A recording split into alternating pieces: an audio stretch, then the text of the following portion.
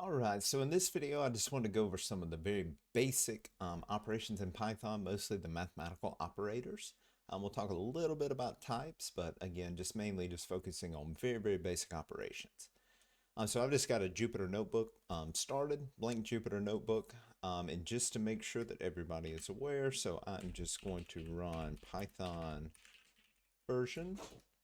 So I'm running Python version 3.12.2. Go ahead and restart that.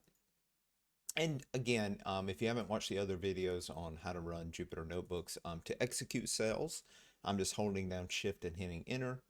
And we do have the ability to make either code cells or markdown cells. So currently this is a code cell. So if I were to type 3 plus 3 and hold down Shift and hit Enter, we can execute that statement, 3 plus 3, and we see that Python returns 6. So this is one of the operators we were going to look at. So the addition operator. So addition operator, you just use the plus.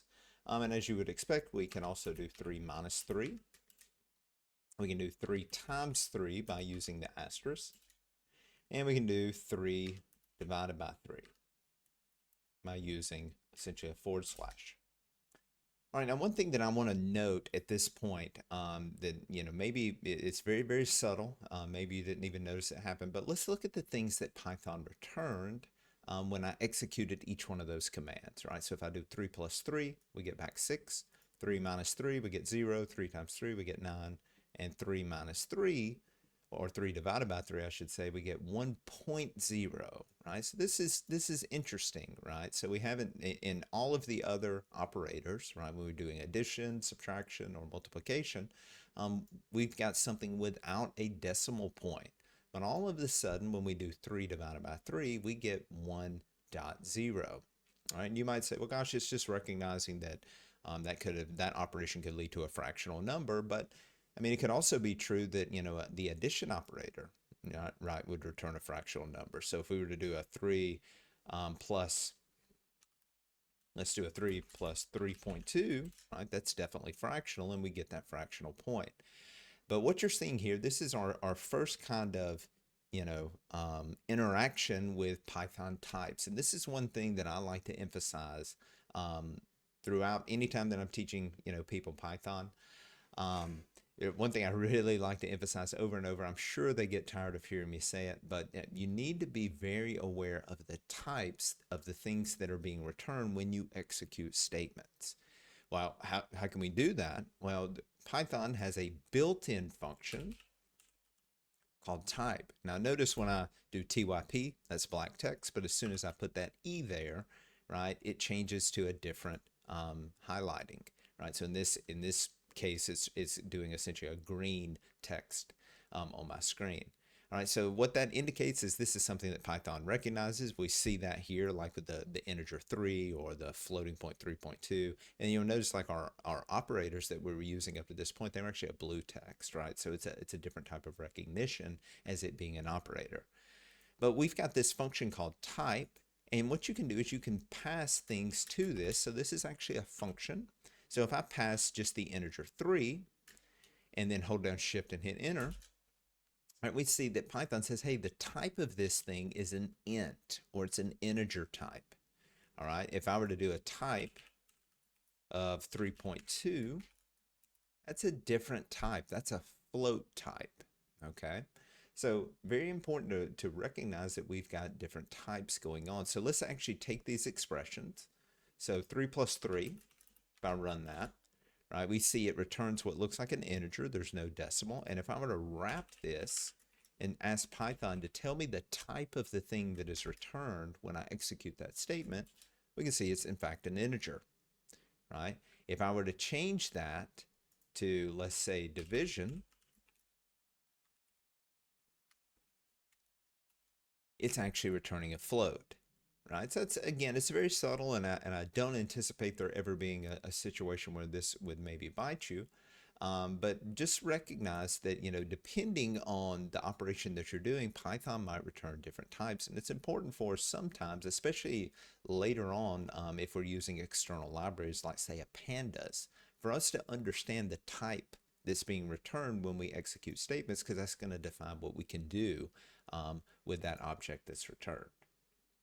All right, so that was a brief little, you know, I guess divergence as we're looking at type, but very, very important to know to understand how to check the type and understand that, again, the type of thing that's returned is going to be dependent on the statement that you executed. All right, so we've already seen that if we do 3 divided by 3, right, we get back 1.0. And let's do a more interesting division. So let's do 4 divided by 3, and we get back an example or an answer that we would expect, right? So 1 1/3 essentially is how that is being represented there in a floating point representation. Some additional operators, if you wanted to do integer division, okay, so in this case, if I wanted to do 4 divided by 3 and only return to me the integer part of that returned number, you could do 4 /3. So it's saying, okay, well, 3 will go into 4 one whole time, and then there's going to be some remainder. Well, how do we get that remainder? We can do 4 modulus. So the percent sign is the modulus operator. So 4 modulus 3 or 4 mod 3. It says, okay, well, 4, 3 can go into 4 one whole time. That's what that showed us. And then if we go, 3 or 4 divided by 3, it's going to have one part as a remainder, right? So if I were to do 5, do that integer division by 3, right? So 3 goes into 5 one whole time. And what is the remainder? So if I take the mod of that, there's 2 parts remainder.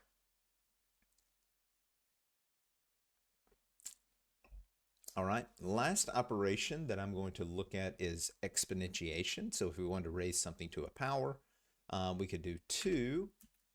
Exponentiation is with 2 asterisks. And so this is raising 2 to the power of 2. If we want to raise it to the power of 3, that works. Now, one other thing I do want to kind of mention is, of course, Python is going to follow the standard order of operations that most of us have been, remember from when we were very young in early days of school, right? The whole PEMDAS, parentheses, exponents, multiplication, division, addition, subtraction. So I'm just going to pop that right there in a markdown cell. Help us think through that. All right, so just to give us an example of this, let's take an expression. Let's say 3 times 4 divided by 2 raised to the power of 2. All right, and let's just kind of think through what this is going to return first. So I'm just going to put a comment down below. So the way that you do comments in Python is you'll use essentially the pound sign. All right, so if we're following this order of operations, right, so exponentiation, we don't have any parentheses, so our exponentiation is going to come next. So we would, the first result is it's going to do the 2 to the power of 2. All right, so that'll be 4. All right, the next operation that it would do is multiplication, so that 3 divided by 4, or 3 times 4, I'm sorry. So that 3 times 4. All right, and then it's going to handle that division. But notice our division here, that division is going to be the right-hand side of that division is going to be essentially, or I guess the denominator here is going to be that exponentiated term that we computed earlier, so 4, and then we've got that 3 times 4, which would equal 12. All right, so essentially we're going to have 12 divided by 4. Okay, so the expected result of this execution should be 3. And in fact it is. So we've got the 12 divided by 4, and it in fact does that.